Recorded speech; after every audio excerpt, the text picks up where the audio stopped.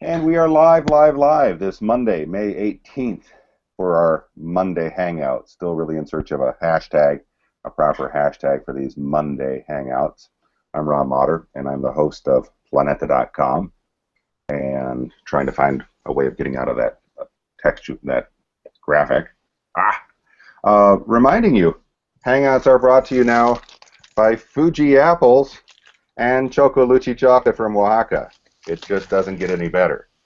And today we're joined by two friends, Alex in La Paz, Bolivia, and Martin in Knysna, South Africa. Hey, good morning to you both.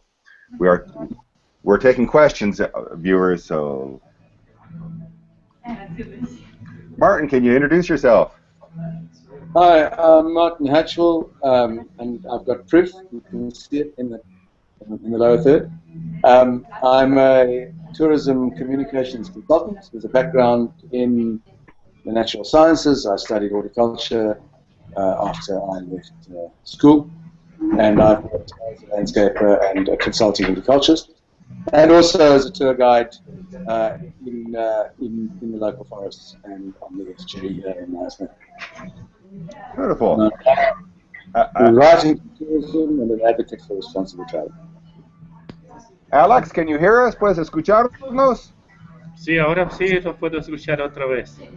I can hear again, but I don't know for how long. Oh, I was asking you before, what's the URL of your website? Say again, sir, Ron. What is your business called these days? Madidi Jungle Ecology. Madidi Jungle Ecology is my business name. Madidi. Madidi Jungle Ecology. Can you hear me? Can you spell it?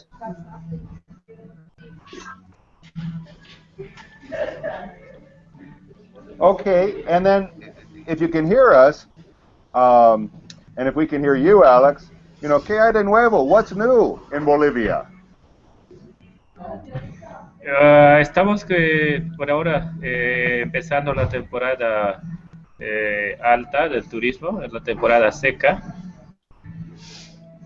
y esperamos pues recibir más visitantes por estos meses hasta octubre. Ajá. Entonces, la temporada más alta es como mayo hasta octubre? Es correcto, Ron.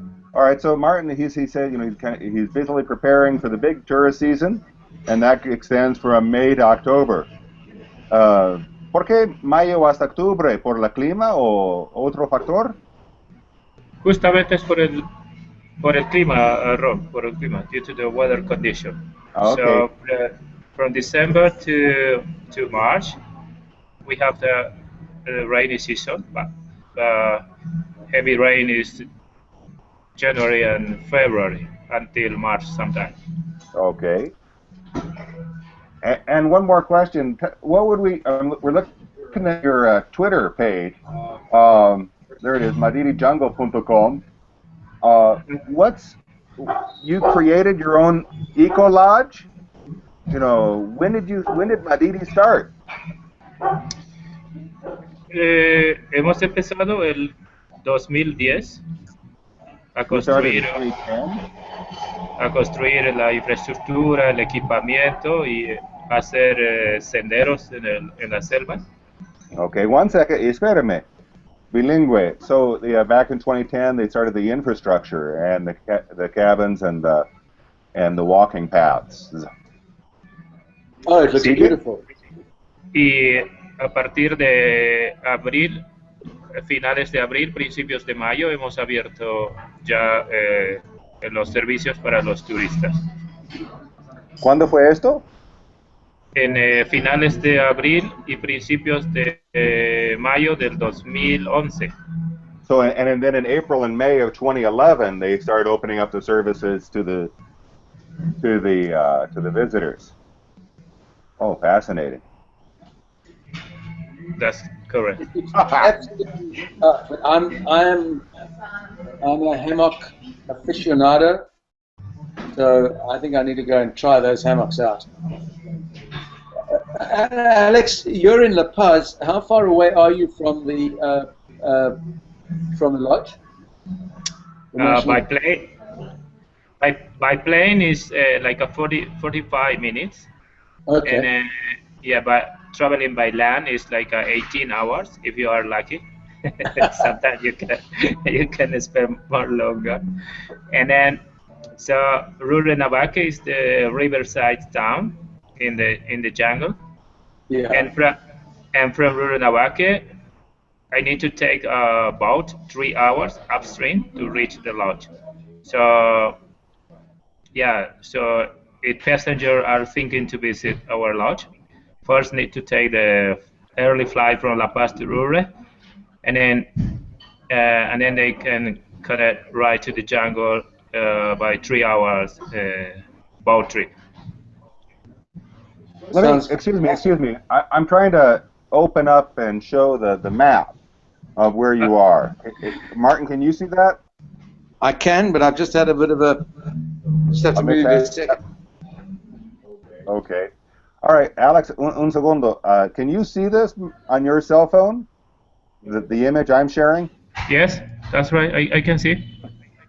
Okay. That is my website. Yeah, I can see. Mira, tan útil tu sitio web, ¿no? Me encanta el mapa. Sí, puedo verlo muy bien. So there you are on the outskirts of Parque Nacional Madidi. Sí, y puedes ver La Paz un poco por donde está el lago Titicaca. Ok, La Paz. Yeah. Oh, momento. Wait a second. So if I visit Bolivia, I could cross the border and visit Rondonia too? That is in the Brazil, lowland. Yeah. Oh. We stay of Rondonia. Yeah. So Brazil is one of the huge country in South America. That country speak Portuguese, but other rest countries in South America speak Spanish or Castellano. Oh, Quechua. You speak Quechua as well, right?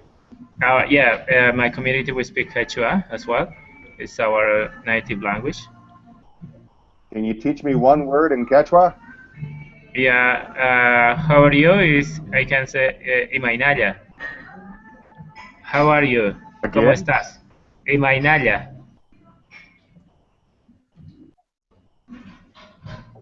Beautiful. We'll put that on the wiki. Yeah. ¿Cómo estás? That's in Spanish. Well, I'm looking forward to being able to translate Quechua into Navajo. Navajo. That is a language in the United States, right? That is a language in the United States. Okay, native language. In Bolivia, Can you tell us about the lodge? It looked, from what I saw, it looked like there are different locations in the national park. Inside the Madidi National Park, there are like 10 companies offering jungle tours inside Madidi National Park.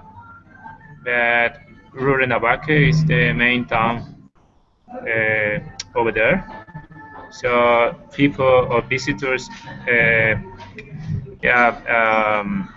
arriving to Rurrenabaque, they can visit the jungle, and then also they can visit the pampas.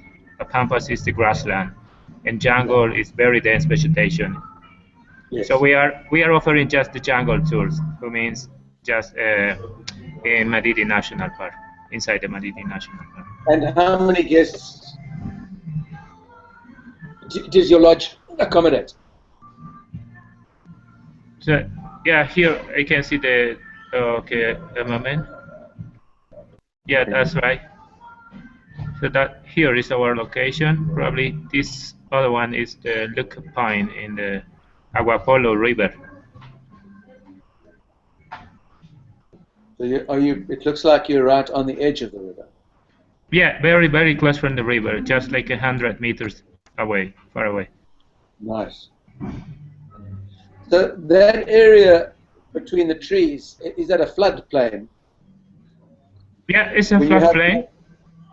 And when you have floods, is the lodge on stilts, or is it further back that it doesn't need to be on stilts?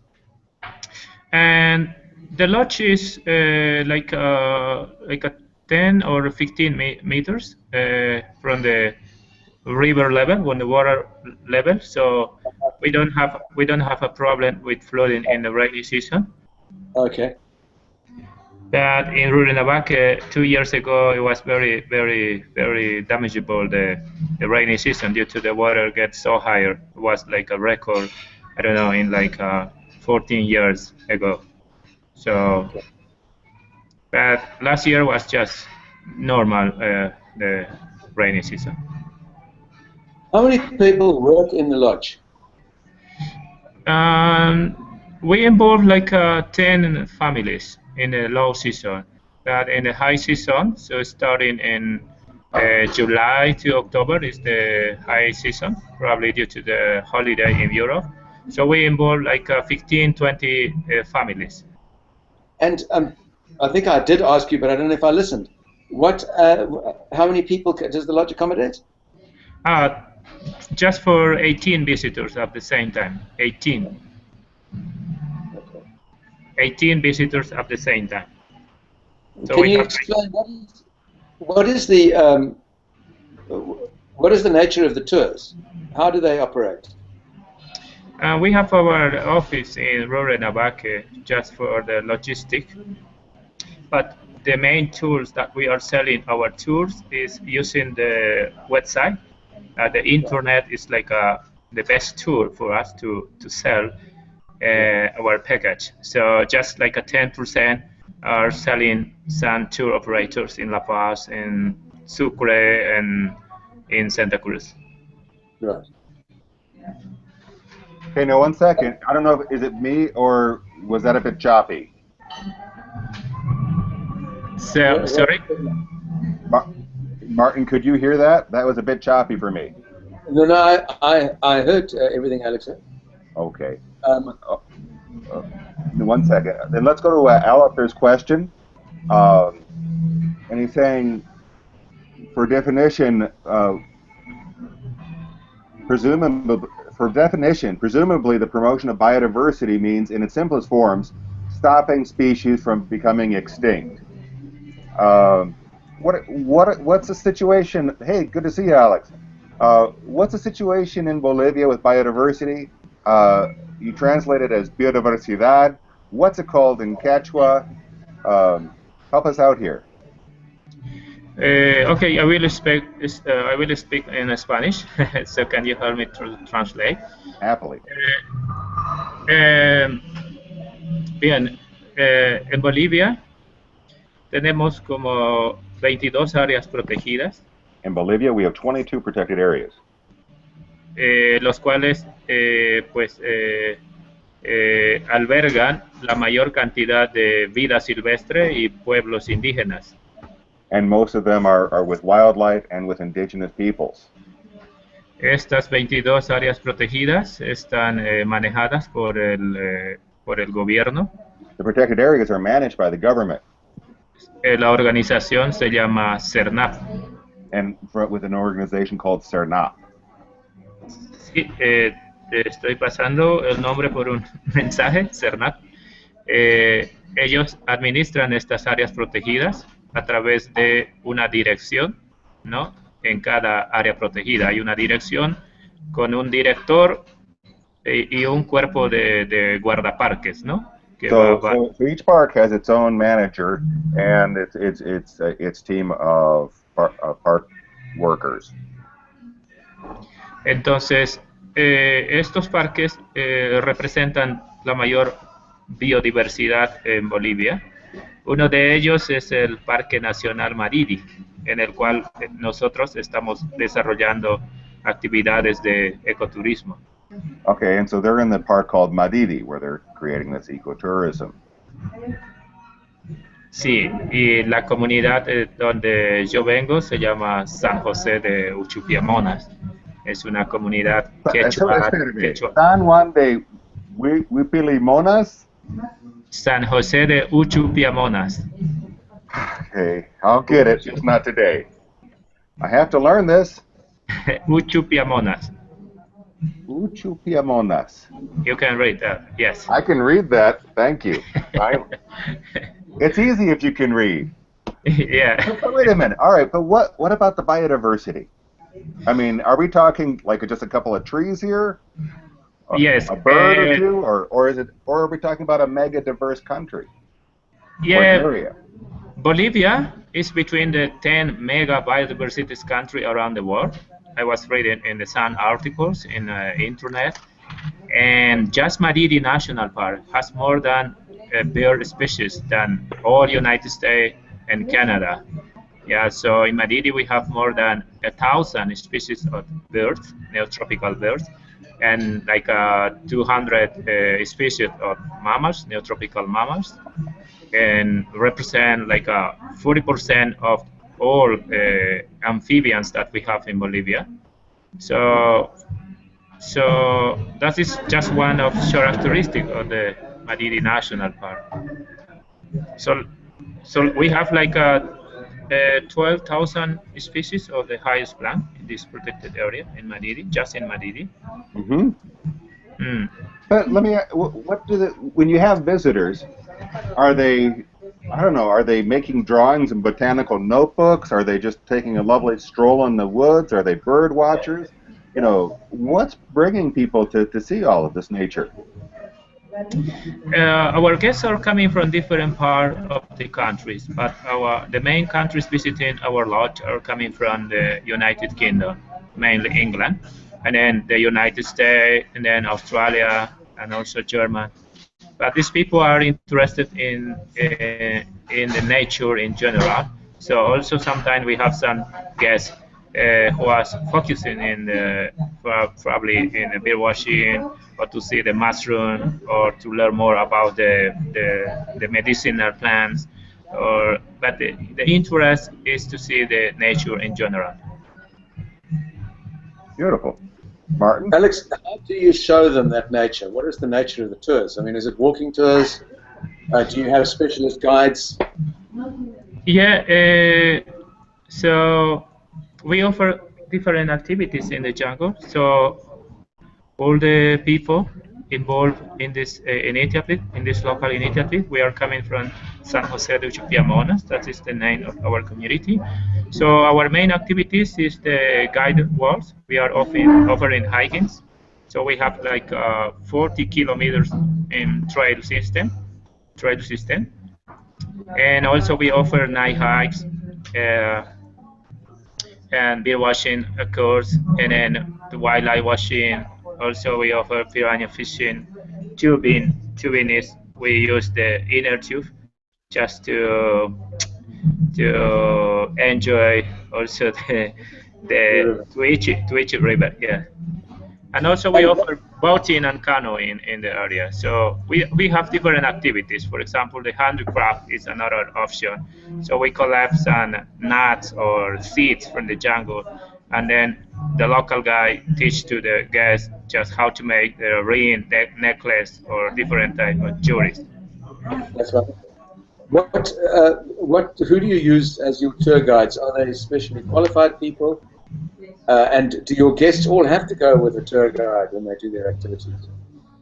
Yeah, we have like 5 to 7 different indigenous guys coming from San Jose. So all of them speak English, and of course Spanish, and as well the Quechua. That's our native language. So they were professional trained in different topic in the jungle, but the most important for us is to share our local knowledge.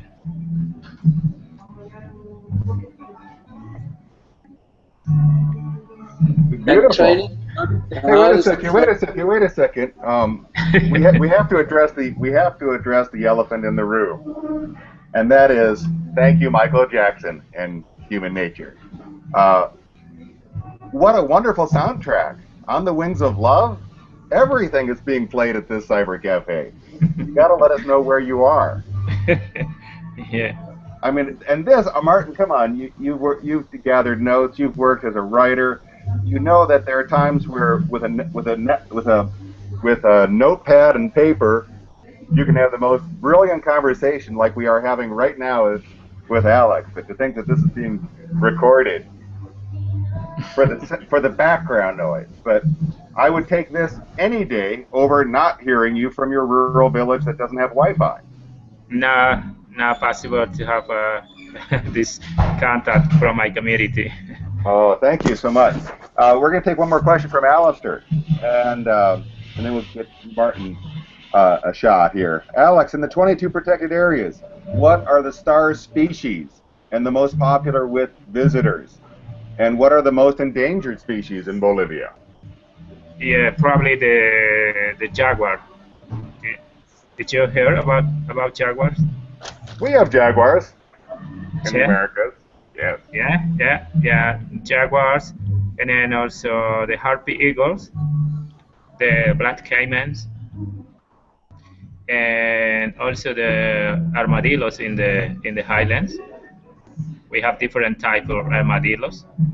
So yeah, probably this is the top of the endangered species that we have in Bolivia. The black spider monkey is another species also in this list. And that's the most endangered? Yeah, probably the most endangered. Yes, the harpy eagle, the jaguar, the black spider monkey, the black caiman, and yeah. All right, and what might visitors actually get to see in the wild? Sorry, say again. What might visitors get to see in the wild? Can you say Claro, that in English? perdón. ¿Y qué puede ver y qué están viendo los visitantes? Están escuchando de jaguar, pero voy a apostar que nunca van a verlo. Pero ¿qué están viendo con sus propios ojos? Okay, so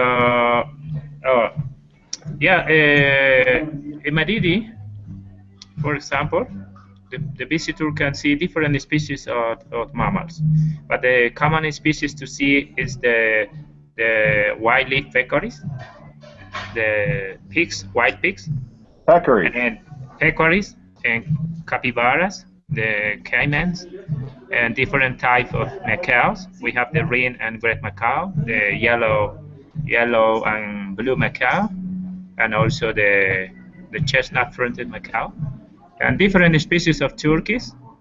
Around the Madidi Jungle Lodge, we have like five species of monkeys. The black spider monkey is one of them, but we have also red howler monkey, the brown capuchin monkey, the tamarin monkeys, and then yellow squirrel monkey, and Wait a minute, you have 5 species of monkeys surrounding Madidi? Around the Madidi Jungle Lodge, we have 5, but probably in whole Madidi National Park, we have like 9 or 10 different types of monkey. All right, and then in terms of being a responsible travel conversation, what's the proper visitor conduct with monkeys? What should you do? What should you not do? Yeah, so inside the Madidi National Park is forbidden. It's forbidden the hunting, it's forbidden the fishing, and yeah, that is illegal. The logging too. But yeah, so in Madidi we are just showing the nature. So we have this trail system just to show and to teach about the rainforest in Bolivia. So they can spend 1 day, 2 days. Our longest program is 5 days. Beautiful. Ron, it's quite important from a responsible tourism point of view. I was trying to ask Alex, how does one, what sort of training do your guides receive to be guides at the So, ¿Qué tipo de capacitación recibe las guías? Hemos recibido capacitación en, especialmente en biología, sobre conocimiento. We all receive biological training. Sí, conocimiento de las especies, el conocimiento sobre las especies que existen en el Parque Nacional Mariri, no tanto de la flora y la fauna, ¿no? Sobre, especialmente sobre los nombres que se asignan en inglés. Entonces, so a training course in the Mariri National Park Biodiversity, kind of a species list, and knowing what the names are in English. Sí, y digamos que el idioma inglés es uno de las capacitaciones que los guías locales requieren con más frecuencia, ¿no? Para poder compartir este conocimiento local que tenemos sobre el bosque, sobre la selva. And that's one of the forms of training, teaching people and keeping people updated on their English. Sí. Pero también existe otro tipo de capacitación, ¿no? ¡Qué bueno! ¡Felicidades! Ya no. Alex is dominating the hangout. Good. Quería mostrarte unas fotografías. I'm going to share some of these pictures. Que es tomado hace un par de semanas atrás por visitantes. So one of the visitors took these photos. This is awesome. Is this one of the peccaries? No, es de capibara, es de giant rat. Giant rat? Sí, pero aquí puedes ver al jaguar cazando a esta capibara. The jaguar is hunting to this capybara. Okay. Yeah. And then here the jaguar is running far away. Yeah. So that was just recently featured from the Mariri Jungle Ecology. Now, is this kind of like a zoo, or are these animals out in the open? The animal is in the open. This is just the Mariri is the natural protected area. It's open, so the animals is in natural habitats, no, the wildlife. So it's lucky to see this kind of species. For example, here I can show you other species. It's the spectacle caiman. It's beautiful. Just in the way to the lodge. No? We travel in two different Amazon rivers, the Beni and then Wiki River. It's two different rivers in this area. And here, this is the kind of our huts at the dining room, for example. And then inside the rooms, and it's full equipped, so the guests, they don't need to bring the mosquito nets or blankets, towels, so we provide everything to them. I'm mesmerized. This is just stunning. What are your menus? What sort of food do you prepare? The menu is we try to share our local food, the local meals. So for example, most of the menu is coming from the local product, from the rainforest, but in the highest standard quality. So we have also a menu for the regular meals, so people can eat meat, but also we offer for menu for vegetarian or for vegans. Are any of the fish from the river edible? Yes, most of the fish are edible. But you don't allow fishing in that park? Yeah, for example, here, this is the breakfast. Can you see the pictures? Yeah.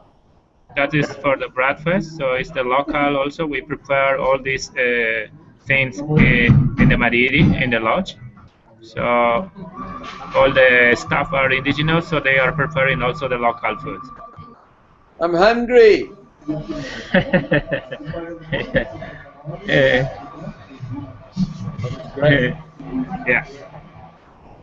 Oh, very good. Now, Alex, I just wanted to go back in time. Before this started, you and I participated in the award called the Indigenous Tourism and Biodiversity Website Award. Yeah. And at that time, did you have a Facebook page? I have my Facebook page. Yes. But through the process of that ITBW award, what did you learn? ¿Qué aprendiste gracias al premio de Biodiversidad y Turismo de CBD? Bueno, aprendimos bastante sobre el uso de las redes sociales, la importancia que tiene la tecnología a través del Internet. Porque realmente ha crecido bastante con estos talentos. Hemos ido, sí, aprendiendo bastante y pues creo que una de las ventajas que tenemos en estos proyectos como Chalalán, que es el primer proyecto de nuestra comunidad, y especialmente en Madidi Jungle, nos ha ayudado bastante, diríamos, las herramientas que nos ofrece el Internet, ¿no? Como la página web, las redes sociales. TripAdvisor es uno de los sitios que nos está ayudando en gran manera. Y creo que esto es algo que nos está permitiendo también que los turistas puedan conocer de este proyecto, ¿no? En cualquier parte del mundo. Espérame, just translating for Alex and basically, mentioning in specific, specific sites that he was using. And one of the things that's been a tremendous use to him has been the website called TripAdvisor. And here's the page. Sí,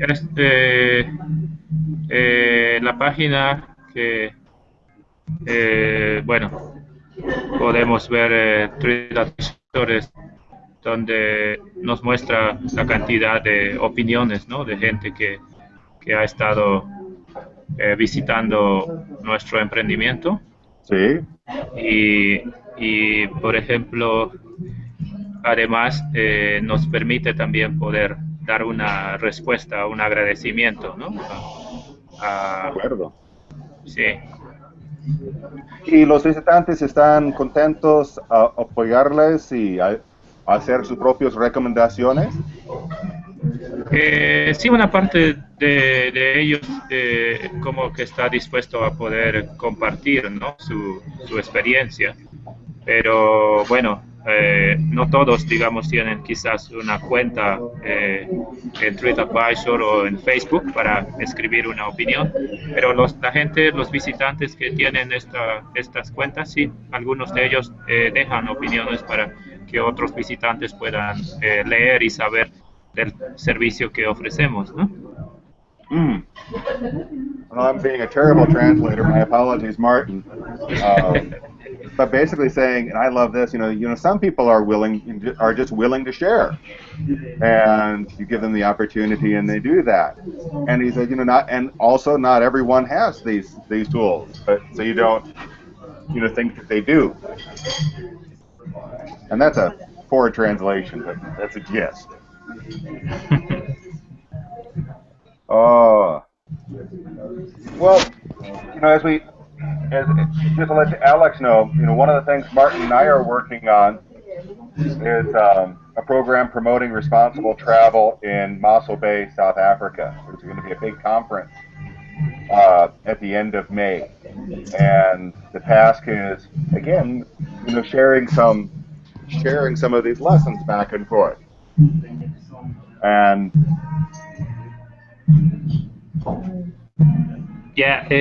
no pude entender muy bien, Ron, pero okay. me decías de Martin que él está, bueno, trabajando en turismo sostenible. Así es. Y Martin, que hay un evento pronto. Prontísimo, allá en el pueblo, la ciudad de Mossel Bay. Where is located Mossel Bay? In which region? Is that Europe, Africa, or Asia? It's on the southern tip of South Africa. It's South Africa, okay. We can hear you, Mark. This is the website of Mossel Bay Tourism, and I'm going to find it on maps. Maps and show you where it is. Google Maps, yeah. Google, Google, Google.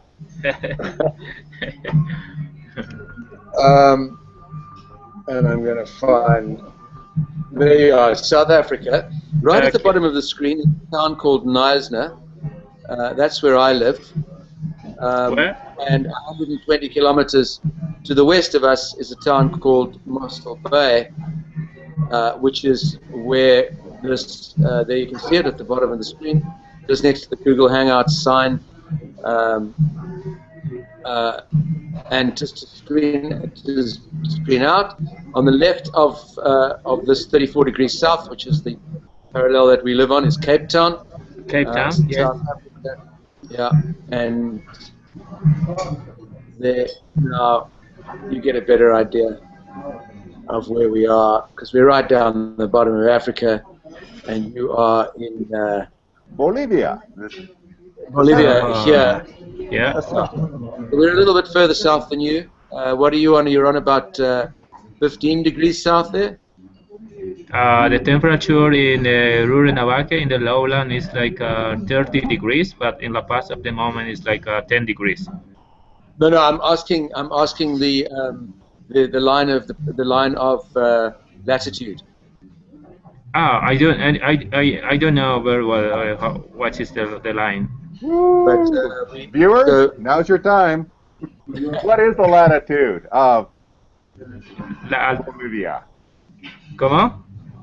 Estoy preguntando, las personas viendo, hay que avisarnos, hacer su propio búsqueda de Wikipedia. Wikipedia, yeah. Bolivia. So you are. You said something about here in this part in Parque Nacional Mariris. Ah, there you go. Okay, I got you. Yeah. That is the protected area. So very close from Rurrenabaque. The town is Rurrenabaque, probably. Very close. Yeah. Rurrenabaque is the. What does Rurrenabaque mean? Rurrenabaque is in the local names in Takana. So in English, the translation is the duck of the lake. The duck of the lake? The duck of the lake, yeah. The lago. The pato? Yeah. Laguna del Pato. Laguna del Pato? Yeah, that means. But the local name is Susenabaque. But the Spanish people call Rurrenabaque. I gotcha. Mm-hmm. And by the way, congratulations to our winner. Yeah, that's Alistair McKenzie, who has determined that, yes, it is 16 degrees south, Bolivia. 16? I wasn't far off. I said 15. No, you did great. So, Alex, Mossel Bay Tourism is the destination marketing organization for a city of about 100,000 people. And we are putting on, at the end of this month, Festival. our annual festival of travel called Travel Mossel Bay. It's here at www.visitmosselbay.co.za/festivals. And then during the festival, on the Friday, the 29th of May, Ron and I will be involved in an online and real-world conference, which is called Engage RT, Engage Responsible Tourism, and this is on the Planeta Wiki, planeta.wikispaces.com/engage-RT. And there's the proposed program halfway down the page. The Tour DevCon stands for Tourism Development Conference, which is the mornings where we've got speakers on developing service excellence. Yeah. And then in the afternoon, we will have, Ron will speak at 1:30 South Africa time, 5:30 in the morning time. Yeah. Followed by a two-part workshop on responsible travel, which will be presented by one of the people from the National Accommodation Association. Then we've got Deborah McLaren speaking together with Ron again at 4 p.m. our time, and then Ron will wrap up. And then in the evening, we will be handing out our first Caravel Awards. What will happen is that we will announce to the winners of the previous day that they've won the award, and we will ask them each to make a short 2 or 3 minute presentation. And the awards, the information about the awards is here on the Mossel Bay Tourism website, Caravel Awards 2015. The Caravel is this little ship. It's a replica of the ship that Bartholomew Dias sailed to South Africa from Portugal. He became the first European to sail around the southern tip of Africa. And it's a replica of his ship in our local museum. And the Caravel Awards will be, they will receive little trophies like this. Do we know who's on the short list? Do we know who is on the short list?